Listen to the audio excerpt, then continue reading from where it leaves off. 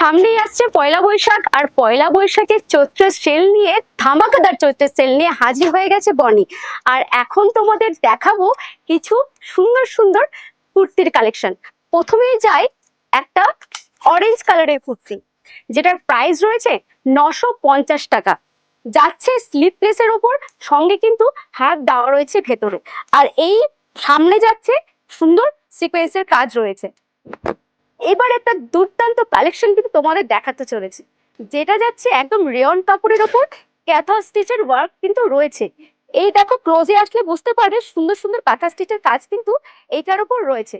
খুব কমফোর্টেবল একটা স্ট্রেট কাট কুর্তি যাচ্ছে, এটারও প্রাইস রয়েছে 975 টাকা।